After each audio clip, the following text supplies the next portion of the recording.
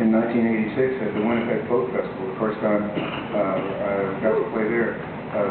John and I played up there, and we were kind of new and had a an appropriately new kind of act kind of set. It was like 8 in the morning or something.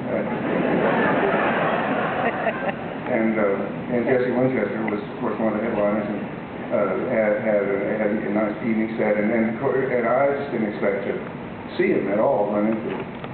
And we played our set, and it was, for that hour, it went pretty well, I thought, and we were, you come on stage right after playing, and you folks, I'm sure a lot of you folks play music too, you get, especially at a folk festival, you get pumped up with that folk adrenaline, and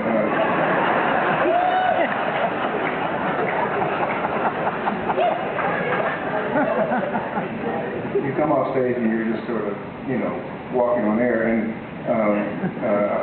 so we were backstage talking about, sort of dissecting how it went and the implications, of that on extrapolating out to how it could affect the rest of our lives. And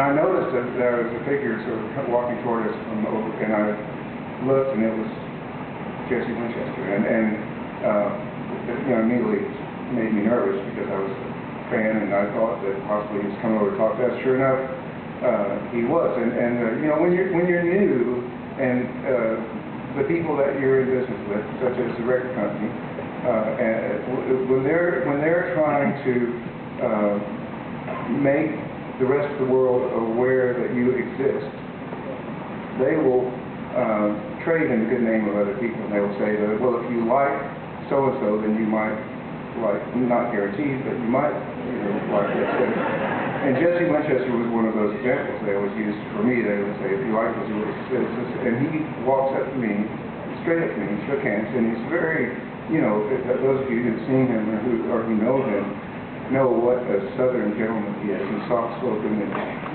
just, perfect, really. And he said to me, people tell me that we sound similar. And I'm thinking, well, he just heard my set. I got really nervous and just said, well, thank you, Mr. Winchester. It's an honor to be mentioned in the same. He said, I don't hear it.